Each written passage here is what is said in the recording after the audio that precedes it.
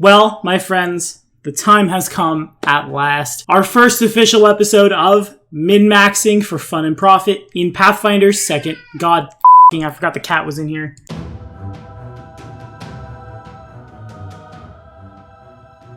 Well, my friends, the time has finally come. The first episode of min-maxing for fun and profit here in Pathfinder 2nd Edition. Gee, there's this new game out. Better get really good at it really fast so we can make our GMs regret buying the fancy collector's edition / man, all my players want to play 2nd edition. Better learn how to kill them very effectively so we can go back to my old system that I love so much. Man, I have missed saying things like that so much. Anyway, as you guys know, we pinged the disciples for what the first build would be. And now that I've gone through this book, there's just a lot. There are a lot of really crazy, over the top, and not in the way I expected them to be at all, sort of builds in this book. But by the request of the Black Dragon disciples, we've had a little bit for the Ranger, a little bit for the Bard, a little bit for the Alchemist, so we're going to put all three of those together. A little bit of shooting people, a little bit of poison, a little bit of magic for value. If you're liking what you're seeing, remember to like, subscribe, ding the bell. Stay caught up on all your Pathfinder 1st and 2nd edition coverage. If you have any requests for what we're building in min-maxing for fun and profit for Pathfinder 2nd edition, put them down there. And remember that patronage at any tier not only gets you access to the Google Doc this was built on, it also gets you access to all of our other patron rewards. And hey, want to come play 2nd edition with us? That's the best way to do it. Anyway, today, this episode of min-maxing for fun and profit was brought to you in part by Mr. AJ Parker. Thank you for your support, my friend. Now, let's go crazy. Okay, so, as my patrons know, as some of my friends know, I've been looking for a word to describe Pathfinder 2nd Edition. Pathfinder 2nd Edition looks similar to all other D20-based RPGs, of course, but there's a lot of new stuff, a lot of new rules.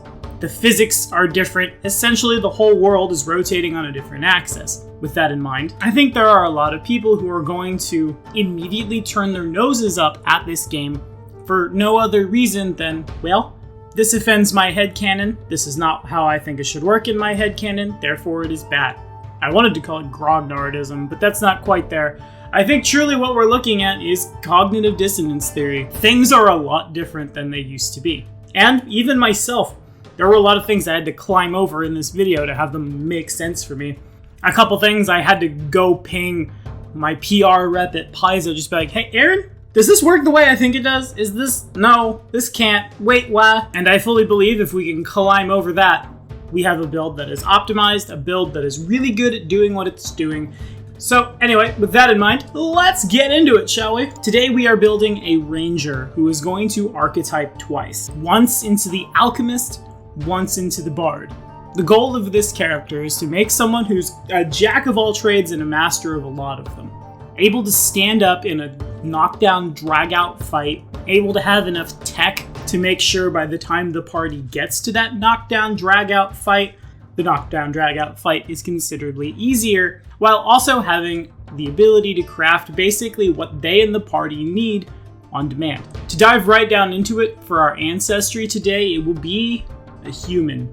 We will choose half-elf for our human heritage. And if you guys have watched our previous videos today in regards to why the half-elf is so good, you know why. Otherwise, just hang on for a sec. And for our background, we will choose from the Lost Omens World Guide Meravite Prodigy. This will get us trained automatically in the crafting skill and the alchemical lore skill, as well as specialty crafting with alchemy, which is kind of clutch for us. Our ancestry will buff our dexterity and intelligence.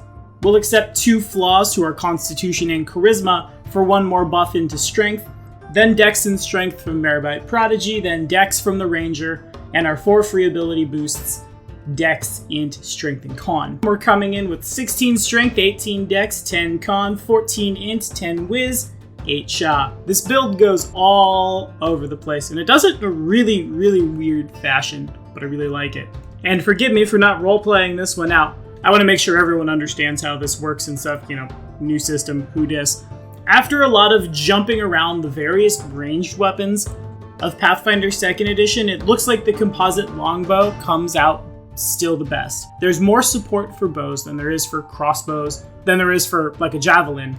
If for no other reason, then there aren't any sweet magic javelins yet, but there is a sweet magic longbow. Our primary class today is the Ranger. We will choose Precision for our Hunter's Edge. Oftentimes, we may only be making one attack, and that's why we're taking Precision over Flurry. I think the Ranger is one of the best classes in 2nd edition because being able to buy off the multiple attack penalties is huge. Doing a lot of damage is great. Doing damage in such a way that more of our attacks connect is more huge. More chances to hit mean more chances to crit, mean more dead people, but again, if we're not often swinging into our 2nd or 3rd attack, Precision comes out a little better. This of course says at level 1, the first time you hit your hunted prey, you also deal a d8 of additional Precision damage. Remember that Precision damage is added to the total damage you are doing, so a longbow's d8 would then do a total of 2d8 points of piercing damage. Eventually, this will tick up to 3d8 precision damage, but we're not there yet. Anywho, let's talk some class feats, shall we? Our first class feat today, Hunted Shot. Since, in fact, we are wielding a ranged weapon with reload 0. Once per round, make 2 strikes against your prey with the required weapon, or bow. If both hit, we combine their damage for the purposes of weaknesses and resistances. We apply our multiple attack penalty to each strike normally, of course.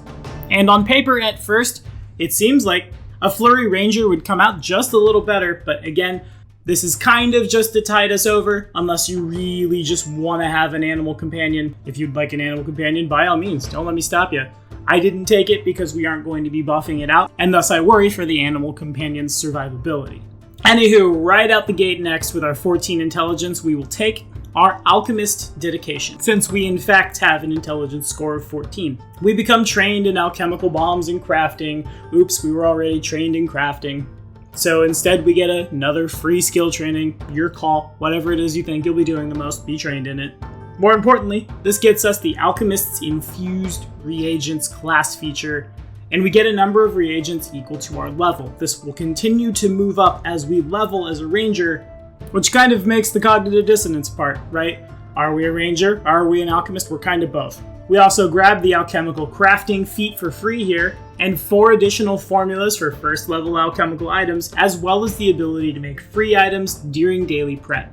Our advanced alchemy level is 1, and it doesn't go up on its own. Infused reagents are a number of batches of things equal to, in our case, just our level. The alchemist would get a little more, which can be used for either advanced alchemy or quick alchemy. They degrade when you make your daily preps, so you can't like stockpile them forever, and you can't find any way to cheat around them. Advanced alchemy lets you make infused alchemical items, which means we don't have to make a craft check to do it, and we ignore both the number of days required to make them and any reagent requirements. Basically, this allows us to get a bunch of stuff equal to our level that we can use. We can also use this stuff for quick alchemy. For one action, make a single alchemical item of our advanced alchemy level or lower that's in our formula book without having to spend the normal monetary cost in reagents or trying to manually craft the thing. It remains potent only until the start of our next turn. That's fine. It's just a matter of snap your fingers, there's what you need. And since we can buy additional alchemical formula, it's really easy for this class to just have what they need when they need it, respond to the meta with cool stuff, and if that's not optimization, I don't know what is. Anyway, moving on at 4th level, our next class feat will be borrowed again from the Ranger, Snare Specialist. If your proficiency rank in crafting is expert, by now it certainly could be, you gain the formulas for 3 common or uncommon snares. This goes up if you're master or legendary, and each day during daily prep, we can whip up snares from our formula book. If they normally take 1 minute to craft, we can make them with 3 interact actions, and the number of snares increases as we go. Now, this character is going to require a little bit of help from the GM to function. I've said that a lot in 1E. I think it's unfair to use encounters that the players are just bad against, especially if they're using resources to get access to what can be considered niche stuff. Snares can be considered niche stuff, but in the hands of someone who is really sneaky, in the hands of someone who, while everyone else is resting, we go off into the world, into the Hobgoblin Fortress, into the whatever it may be, and start setting up traps, maybe dispatch a sentry or 2, your call, have fun, in such a way that when everybody else shows up the next day for the attack, they're already weakened. This build will need to have the ability to do that for the most amount of value. It will need a little bit of solo time. Some groups may not like that, and in this case, sure, don't play it, play something else. But if we allow this class what it needs, and sometimes what it needs is just like 10-15 minutes of spotlight time, everybody else comes out a little better for it. I think that's really cool. Next, from the Alchemist, it's Revivifying Mutagen, which says whilst under the effects of a mutagen, and remember, that's just a matter of getting it in the formula book and whipping it up, you can metabolize that mutagen's power to heal yourself. This uses a single action with the Concentrate and Manipulate traits, which I'm imagining is like a particularly loud burp. I don't know, whatever. Once that's complete, you regain 1d6 hit points for every 2 item levels, minimum of a d6, but the mutagen immediately ends, of course. There's about 1 billion alchemical formula out there, and we're just now at the outset of 2e. There will be more alchemical formula as we go on. Ergo, it's really hard for me to tell you that this are really good choices for your formula book, but I will say that having the mutagen to be able to be really good at what you need to be good at right then can definitely help you navigate the hazards of the world, and if it goes bad and you get hit a bunch, being able to heal yourself by metabolizing your own mutagen, and it will be higher than 1d6 as we go, could, again, save your life. Next up at feat level 8, it's Efficient Alchemy, our second Alchemist feat. Now that we've taken that, we're free to multi-class out if we want. But we'll talk about that in a second. When spending downtime to craft alchemical items, and yeah, sure, we can whip up what we need when we need it, it stands to reason that all the crafting skill feats we're taking, yeah, probably that's our downtime. In any case, this allows us to produce twice as many alchemical items in a single batch without spending additional prep time. This does not reduce the amount of reagents required, nor does it increase the rate of progress for days past the base. It also doesn't change the number of items you can make in a batch using advanced alchemy, but it does mean we're spitting out the downtime stuff faster, which is pretty huge in a world where there might be people in the party who might really appreciate having some stuff that could heal them, or some stuff that could buff their damage, or even just like alchemist fires. There's a lot of things in the world with vulnerability to elemental damage, and if we can now make more of the thing that does elemental damage when we need the thing that does elemental damage, it hedges our bets against the meta for the entire party, and that's really good. Now, before we talk about any more of our class feats, we do have to talk about our Ancestry feat at 9th level. We already talked about how good this is, but some of the class feats are going to be a little weird if I don't say it now.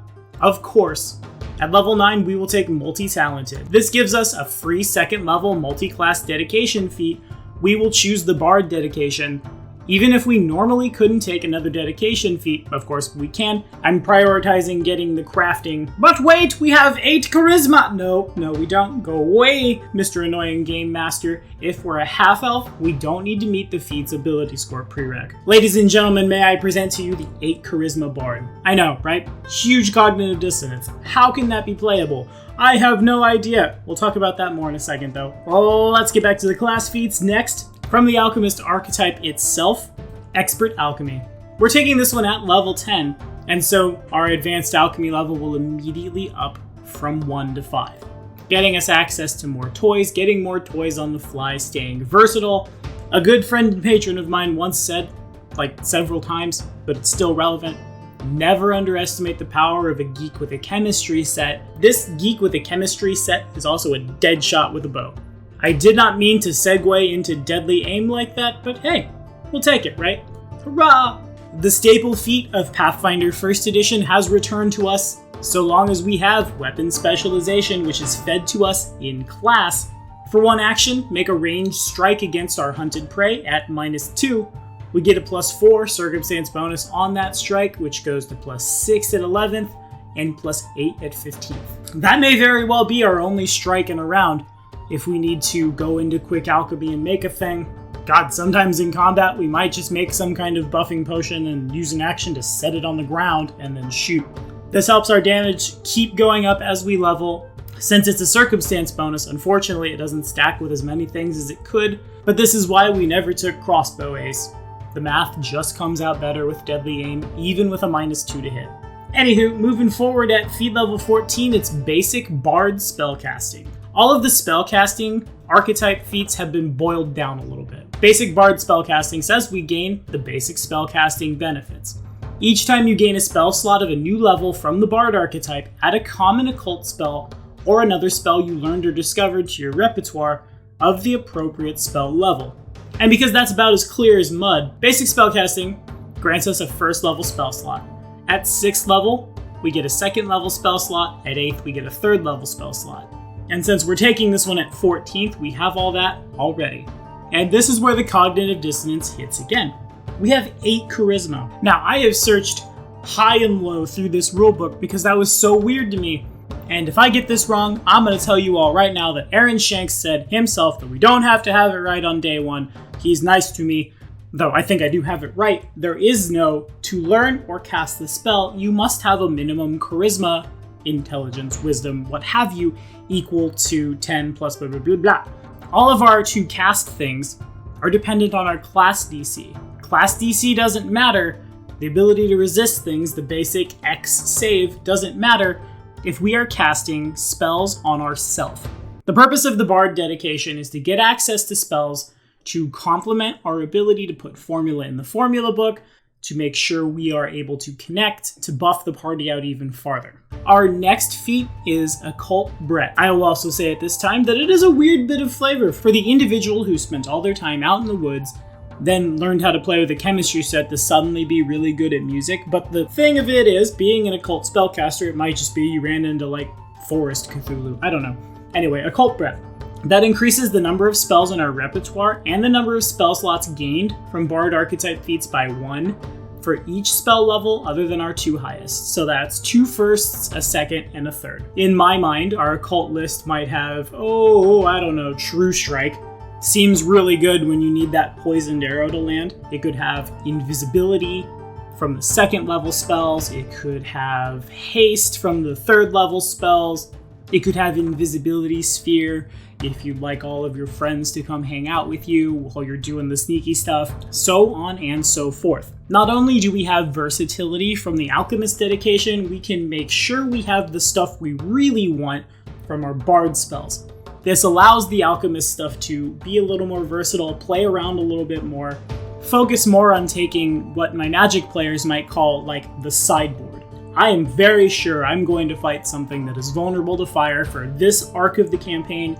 After that, we may never see them again, so yes, I'm going to learn how Alchemist fires work, knowing that I'll be able to cast invisibility once per day, meaning that, of course, when I find other ways to make myself hide in plain sight with crazy high stealth, legendary stealth is gnarly, let me tell you, we still have answers. We, of course, have 2 more feats before we talk about the other stuff. At 18, we will grab Master Alchemy. That will increase our Advanced Alchemy to 7, and for every level we gain beyond level 12, it'll go up by 1. As we grab this, that puts our Advanced Alchemy level at 13. At the end of the day, it takes it to 15.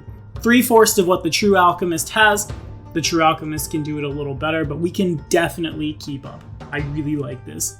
Versatility again is the key, and once again, this literally gets better and better the more books come out.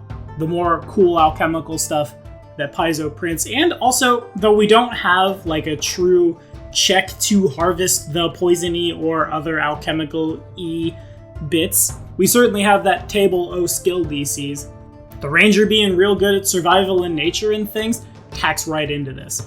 Kill a wyvern, take that wyvern's poison glands, do a bunch of damage to stuff. Anyway, last but not least, our final class feat, Potent Poisoner, which says that when you craft an alchemical item with the poison trait by any means, the DC is increased by up to 4 to a maximum of our class DC. There are a lot of scary low-level poisons. Like in any other game, they will see less and less use as we level. This helps pad them out. We will be raising our intelligence, of course, but our intelligence will never be as high as it necessarily could be because we're also focusing on shooting someone with a bow, which of course requires 2 physical stats. This helps make sure our DCs stay relevant at the end game. Now, general feats. A lot of this is going to look exactly the same as it did in the playtest because the moves right now are still basically the same. Our first general feat will be, of course, Adopted Ancestry, choosing the Halfling because they're so good is why. Then Toughness and Die Hard to buff out our HP and so we die a little slower. But we do have a new one to talk about today, Canny Acumen. Canny Acumen says that your avoidance or observation is beyond the ken of most of your profession. Choose fortitude saves, reflex saves, will saves, or perception. You become an expert in your choice. At 17th, you become a master of your choice. No longer is there that great fortitude, lightning, reflexes, iron will. Actually, that's baked into the classes now. As a ranger, we are expert in fortitude and reflex. We'll take this to become expert and eventually master in the will save. Because the last thing we need is to sneak into a wizard's tower to start booby-trapping the place and, oh, we got dominated, better go kill the party. That would be bad. Last but not least, incredible initiative. Much like in Pathfinder 1st Edition, who goes first absolutely sets the tone of the combat. Your going first means that somebody could take a lot of damage and start kicking poison DCs before the fighter, barbarian, champion, what have you, gets up and starts beating on them. Or a quick 3 actions, set a trap in front of yourself, and wait for the big dumb thing of your choice to come running into it. Oops. That's what they get for not looking before they leap. Anyway, Ancestry feats, my friends. At level 3, the Ancestry feat will be Halfling Luck. This, of course, is a reaction once per day. When we fail a skill check or save, we get to reroll it. Clutch. Always clutch. Multi-talented, again, like we talked, for the Bard dedication with a really low charisma score. We're not necessarily performing in the taverns, but perhaps whilst trekking through the woods one day, we met a dryad. And, well, when dryads and humanoids love each other very much, we get to cast True Strike. Deal. Of course, Guiding Luck will be the next one. Because it's really good is why. Getting an extra fortune effect to reroll an attack roll or perception check, again, is the difference between that guy died because I was unable to shoot in and save them. It is the difference between I was able to notice the person sneaking up on us and, oh, I missed them, oopsie daisies, now we're all sneak attacked and I'm dead. Fortune effects, the ability to reroll the d20 will always be the best. Never ignore them. This last one was kind of weird for me. I didn't really know where to go with the final Ancestry feat. Halflings have a lot of really cool things for being stealthy and stuff. A lot of them are dependent on being around things that are at least one size category larger than us. So maybe Animal Companion in a horse and distracting shadows behind it, that's hilarious. But to be honest, I think we gotta go with Nimble Elf for our final one. Increasing our speed to a base of 30 before buffing it out through anything else. Again, when we're looking at a character who is trying to move in, sneak out, being able to move faster than the bad guys means we can get it done a little quicker if that needs to go on to the, from exploration mode to encounter mode on that map, or gods forbid we get caught and we need to run off. Having that higher speed could save our lives. No other way to put it. Skill feats are next, my friends. Our background gives us specialty crafting with alchemy for free. This gives us a +1 circumstance bonus on crafting checks to make alchemical stuff. Masters go up to 2, helps pad out our ability to make stuff. Easy peasy. Next, it's alchemical crafting, which allows us to use the craft activity to craft alchemical items. We get this at 2nd from our dedication, and we immediately add the formulas for 4 common first level alchemical items to our formula book. Again, my friends, flavor to taste. Take what you think your campaign will get the most mileage out of. Is this elixirs? Maybe. Is this poisons? Sure. Bombs to hit things with elemental vulnerabilities? Your call. You know better than I because you're the one playing the game. In any case, again, the versatility is what makes us shine. Also at level 2, we will grab snare crafting. Being archetyped into Alchemist, being a Realchemard, I don't know what you want to call this class, call it what you will, means that one hand can kind of wash the other here, making the grenade bouquets of alchemist fires that drop on people's heads. But even if this is just like an alarm, again, it is all about just getting what you need when you need it. Since we are like as not to be trained in nature anyway, natural medicine is next. Using nature instead of medicine to treat wounds. If you're in the wilderness, you might have easier access to stuff, you might get a +2 circumstance bonus on things. King's foil, that's a weed! Not for us. Oh no. Since it's a brand new meta and we might not have any idea what that even is. Hi, by the way, everyone watching this video in 6 months when 2nd edition is no longer new. To treat wounds, we take 10 minutes. Our target is then temporarily immune to treat wounds for an hour, but that time overlaps with what we're doing, of course. The medicine check DC is usually 15, the GM might adjust it. If we're an expert in medicine, I mean nature, we can try to get a DC 20 to increase hit points by 10. Masters can 30 for increase by 30. Legendary can try to roll 40 to hit 50. A success gives back 2d8 hit points and removes wounded conditions. A critical success is 48 hit points and, again, removes the all too terrifying wounded conditions that can happen in the constant up, down, that is Pathfinder 2nd Edition's combat. It's just really good. Especially, again, if we end up playing a game where just ourselves, or like maybe us and the rogue, or us and the monk, or us and whoever else wants to be sneaky, are going in first. Doesn't do anybody any good if we die, and then the players who don't metagame because they're not horrible don't realize we're dead and just, oh geez, our ranger friend has been gone for so long.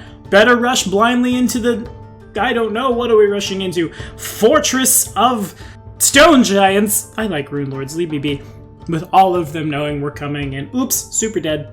Anyway, next up, impeccable crafting. So this says when we roll a success with a crafting check to make an item of the type we chose with specialty crafting, that's alchemy, we get a crit success instead. On a critical success, each additional day spent crafting reduces the materials needed to complete an item by an amount based on our level +1 and our crafting proficiency. Obviously get this to legendary, spend less money, have more money for other things. Seems pretty solid, right? Next we'll grab Swift Sneak, which lets us move our full speed whilst sneaking. Moving full speed without penalty while being stealthy is huge, especially, again, should we get caught. If we need to quickly dodge past guards, move past like their movement patterns, it's really handy, and again, this can help us get back to the party faster whilst we're setting up traps and things. But our primary mode of operation is crafting on this character, so Inventor is next. This allows us to spend downtime to invent a common formula that we don't know. This works just like the craft activity. You spend half the price of the formula up front, attempt the craft check, and 4 degrees of stuff, basically. The difference is that we spend the additional time in R&D rather than making the thing. Once we're done, we add the formula to the formula book. Being able to fill out your own spell book for specifically the stuff you need, again, I think that's really cool. And since we're crafting it, that means we can get the things we want or the things we need for the meta cheaper than buying just flat a formula book with everything in it. Next, foil senses. Whenever we use the avoid, notice, hide, or sneak actions, we are always considered to be taking precautions against special senses. Which then takes us to a sidebar, which gives us a lot of, you might use wisdom instead to slow your heartbeat or something. This is basically just to ensure that we don't turn the corner and then there's something with a special sense that has caught us. This may be a little meta specific, but I feel like in mid to high level play, a lot of things will be able to detect with more than their eyes. We'll take Craft Anything next, since we'll be legendary at crafting, as long as you have the appropriate crafting skill feat, such as magical crafting for magic items. Wonder when that happens. And meet the item's level and proficiency requirement. You can ignore any other requirements, such as being of a specific ancestry or providing specific spells. The only exceptions are requirements that add to the item's cost, including castings of spells that they themselves cost. Think like a Philosopher's Stone. The GM, of course, decides when you can ignore a requirement, but we're just gonna slide that one in our back pocket for a second. Next, it's Legendary Sneak.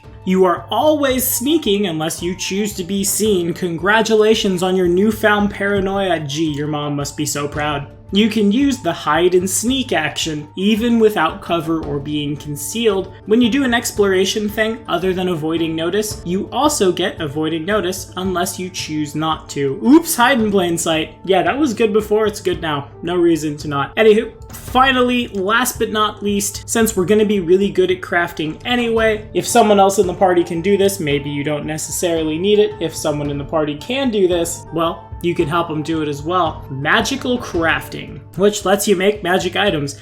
And with Craft Anything, we of course can cheat the spell requirement. Again, this will only see more mileage the more books are printed. Alright kids, it's time for everyone's favorite part of the game, math time! So at the end of the day, the ranger gets master proficiency with their weapons. That's d20 plus 6. At the end of the day, when we grab the Anklets of Alacrity Apex item, we can have a 24 dexterity, a modifier of 7. Subtract 2 from deadly aim and add 3 from the biggest weapon potency rune we can get, and we're looking at an attack of 34, 29, 24. As always, we will compare these stats to the most powerful creature in the game right now, that's Tree Razor, who has an AC of 54. Who we have to crit to hit, who turning off deadly aim, we still need an 18 to hit. Oh my god! Okay, yeah, At some point in time, we're gonna do a how to kill tree raiser video as I throw up everywhere. Okay, let's back that down a little. The next biggest at creature 21 is the Torlinorm. A Torlinorm has an armor class of 47, meaning with Deadly Aim activated, we only need a 13 to hit, meaning we're gonna hit the second strongest creature in Pathfinder 2nd Edition just under half the time. Crisis averted, just stay out of Tanglebriar. A major striking rune, since we're splitting our magic enchantment big 6 basically into 2 now, means that our composite longbow's coming in for 4d8 plus 2, half our strength, which we can get up to 20.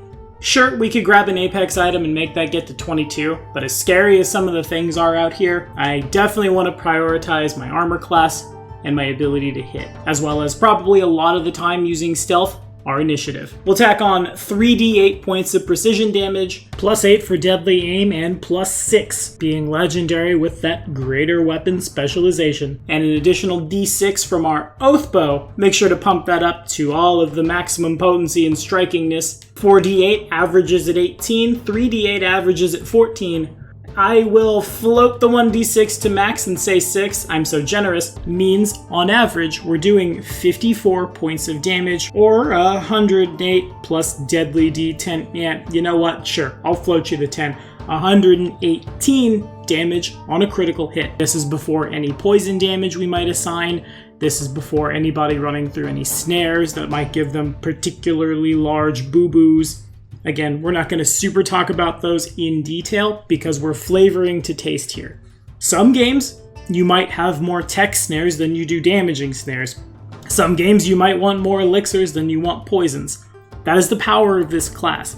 This class has what you need when you need it, whilst still having at least legendary proficiency, tree raiser terrifyingness aside, to be able to put out the damage and stay relevant, even if for some reason we should lose access to our tech stuff. What that informs me is that no longer will we see one character who is super strong, super burly, super able to just solo all the things, at least not right now. Obviously, the optimized party will change with Pathfinder 2nd Edition, and we'll have that out once I've seen the wheels turn a little bit. Gone are the days of me hoping I could have my players all solo CR 20 plus things, clearly.